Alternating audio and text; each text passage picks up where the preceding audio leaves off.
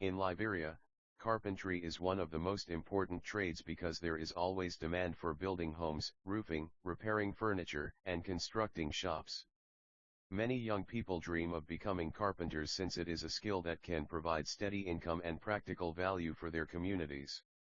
However, the ways young Liberians learn carpentry are still shaped by tradition, limited resources, and access to training opportunities. The most common path into carpentry is through apprenticeship. A young person who wants to learn will usually approach a local carpenter, often someone with a small workshop or operating under a zinc roof shed, and ask to join as a helper. In the beginning, the apprentice assists by carrying boards, sweeping, sharpening tools, or holding pieces steady. Gradually, as trust grows, the master carpenter teaches them how to measure wood, saw straight lines, drive nails, and assemble furniture or roof frames.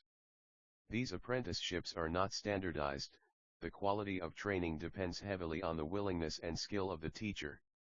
Still, they remain the most widespread method for gaining carpentry skills in Liberia.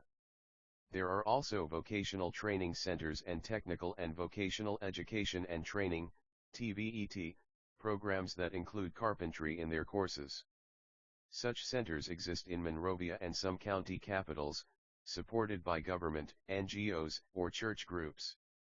These programs often combine classroom teaching with practical workshops, covering not only basic carpentry but also reading building plans, calculating materials, and sometimes using modern power tools.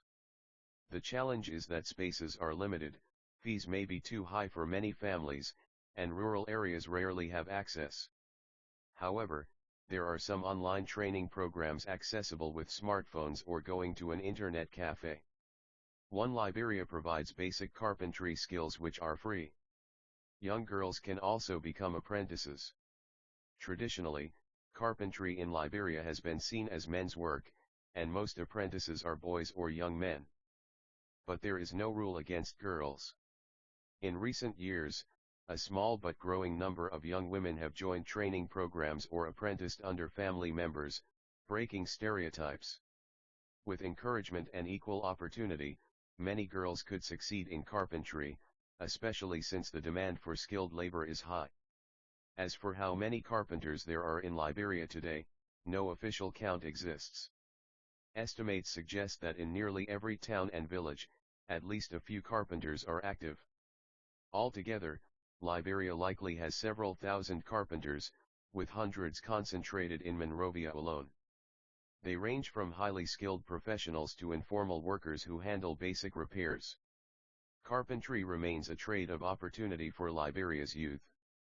Apprenticeships, limited training programs, and determination allow young people, both boys and girls, to learn the craft and build a livelihood, while serving a country where the demand for carpentry is constant and growing.